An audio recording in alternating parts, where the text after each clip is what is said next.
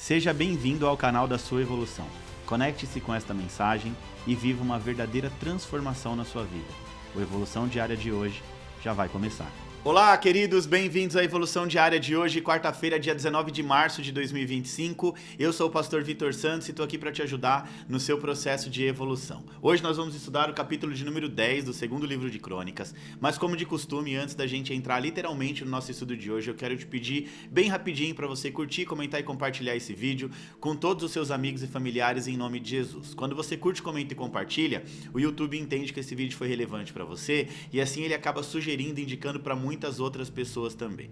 Então, se a Evolução Diária tem sido bênção para você, curte, comenta e compartilha em nome de Jesus. Também quero aproveitar para te fazer um convite muito especial. Hoje na Evo, terceira ministração da série Removendo o Véu. Você não pode ficar de fora. Chama seus amigos, a sua família e vem para Evo em nome de Jesus. Vamos lá, gente. 2 Crônicas, capítulo 10, tem 19 versículos. Eu vou fazer a leitura na íntegra na versão NVI. O texto diz assim: Roboão foi a Siquém, onde todos os israelitas tinham se reunido para proclamar a rei. Ou seja, no capítulo anterior, nós estudamos acerca de Salomão. Salomão, ele faleceu. Agora vem o seu filho Roboão, que vai a uma cidade chamada Siquém, onde os israelitas, tinham se reunido, e agora ele seria o próximo rei.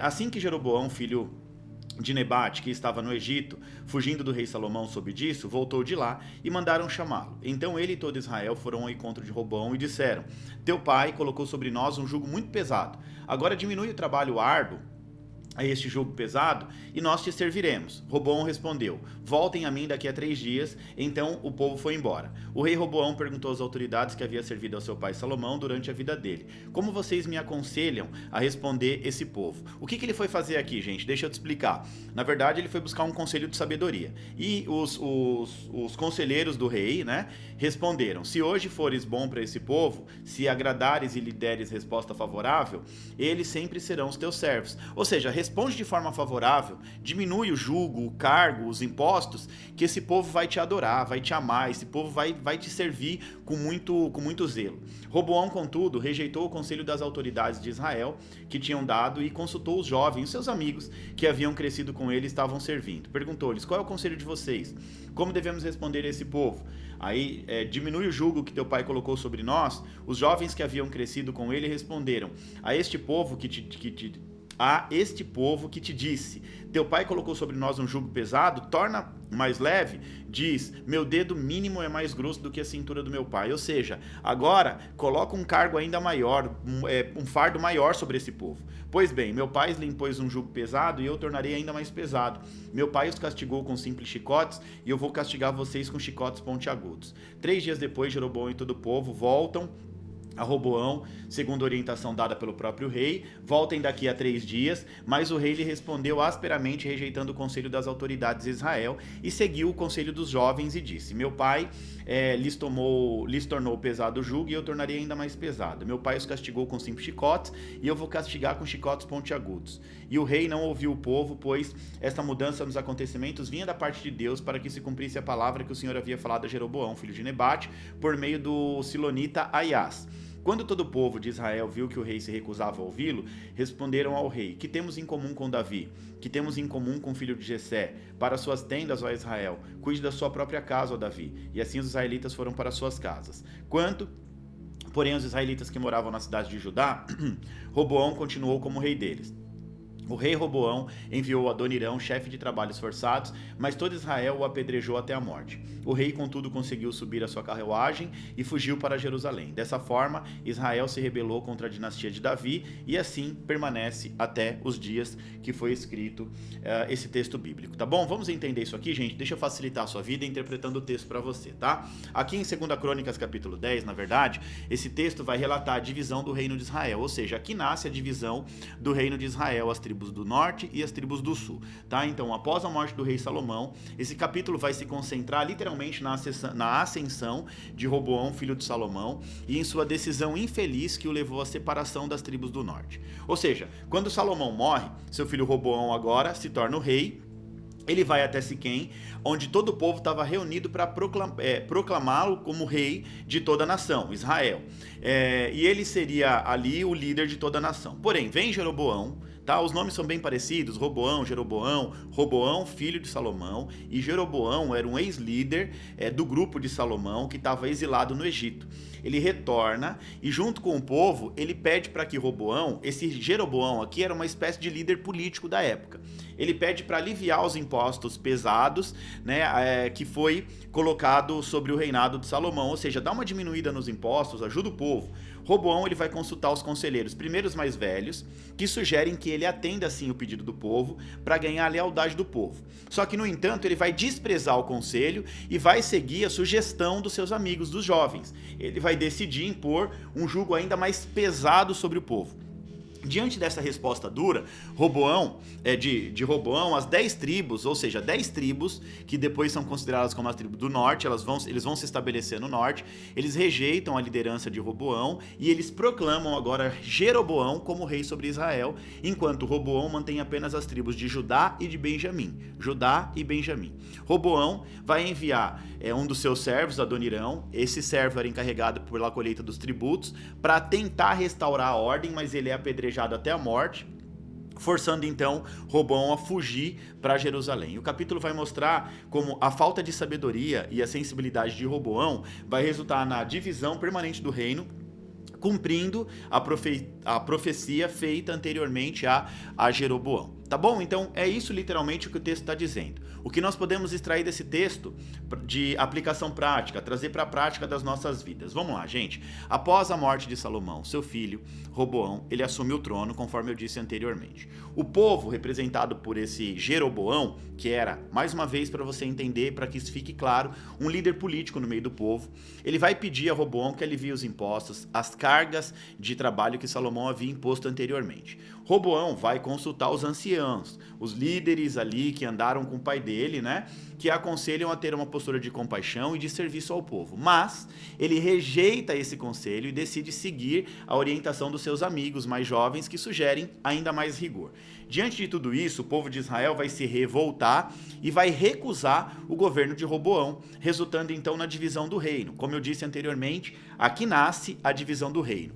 10 tribos do norte vão se unir ao comando de Jeroboão, formando então o reino de Israel, considerado depois como os samaritanos, enquanto Roboão permanece com Judá e Benjamim, formando o reino de Judá, que são chamados de israelitas, tá? Jeroboão, por medo de perder o apoio do povo, ele não queria mais que esse povo fosse adorar a Deus. Nós vamos entender isso mais adiante, e ele vai ali construir bezerros de ouro, né, em Dan e em Betel, levando o povo à idolatria. Assim, esse capítulo vai marcar o início da divisão de Israel e uma nova fase de conflito, entre o próprio povo de Deus. Agora era o povo guerreando contra si.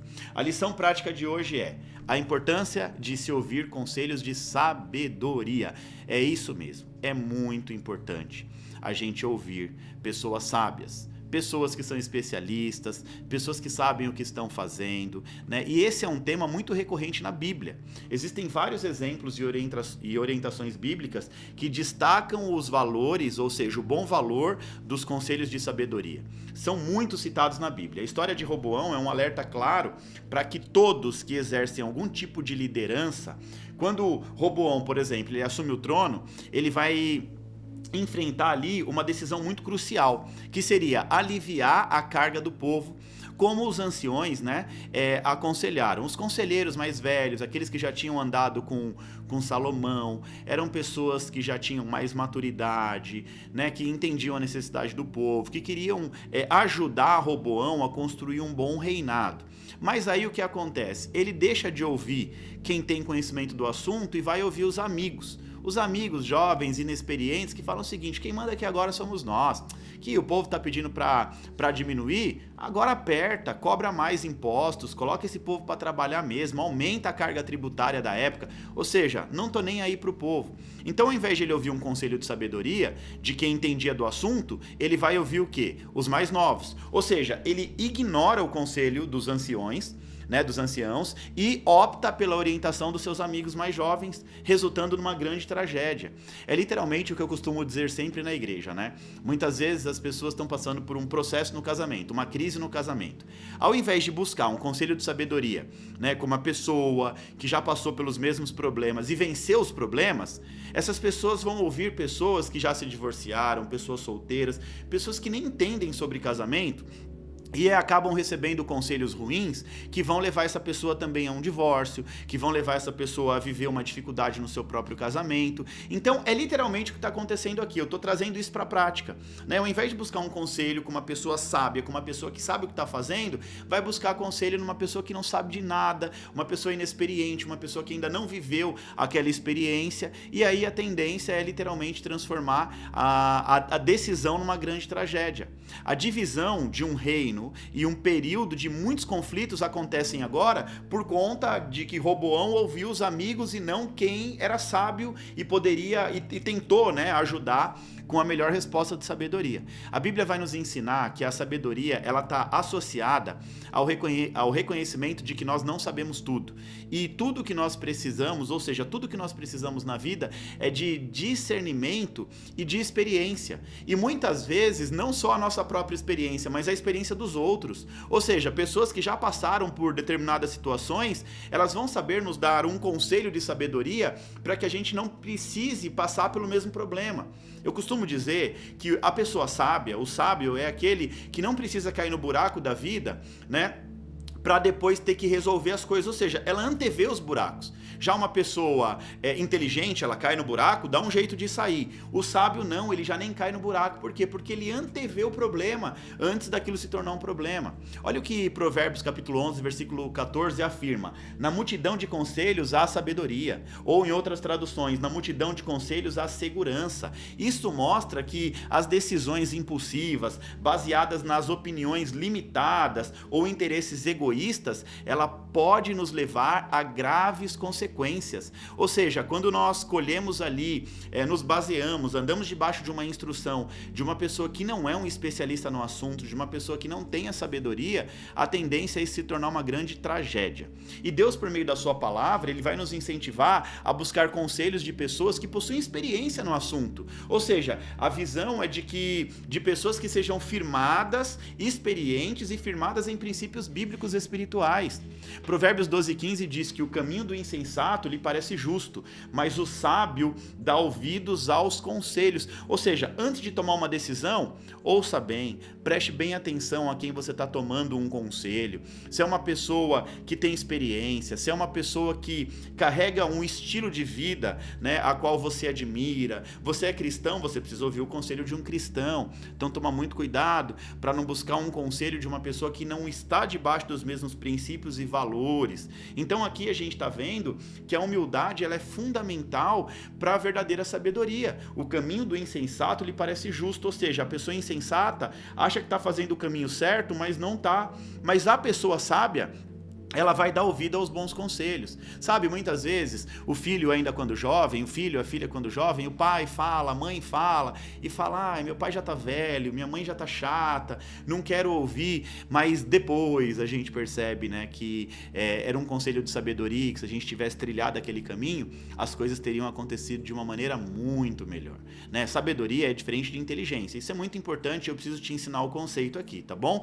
Inteligência a gente desenvolve com estudos, a sabedoria a gente desenvolve com experiências da vida. A sabedoria aponta para o espiritual, a inteligência aponta para o natural. O natural, né? Você lê, você busca conhecimento, você estuda, isso é inteligência. A sabedoria é um dom de Deus, é vivência, é vida. Então a gente vai vivendo, a gente vai vendo.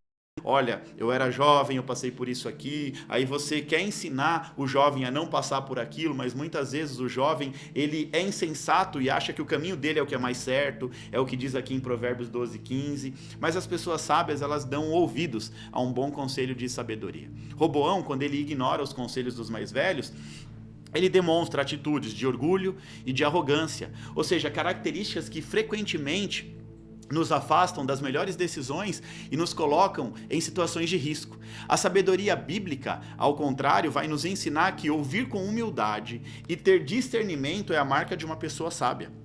Ouvir com humildade, aceitar o conselho e ter discernimento espiritual é uma marca de sabedoria, ou seja, de gente que sabe agir com responsabilidade. Essa história de Roboão vai reforçar a importância de buscar conselhos que estejam alinhados com a sabedoria de Deus, com a sabedoria divina, né, que é apresentada na vida de muitas pessoas. E esses conselhos eles vão promover paz e bem-estar para outras pessoas. Então que nós possamos ter a humildade e também o discernimento para ouvir os bons conselhos e aplicar essa sabedoria nas nossas decisões diárias. E nós precisamos também lembrar, quando nós estamos dispostos a aprender com os outros, nós estamos mais próximos do coração de Deus. Quando a gente está disposto a aprender com pessoas sábias, nós estamos próximos da vontade de Deus para as nossas vidas. Roboão, ele quebrou a cara porque ele não ouviu conselhos de sabedoria. E aqui nós aprendemos literalmente que nós devemos buscar orientação certas, de pessoas certas e que tenham uma vida pautada em princípios e valores espirituais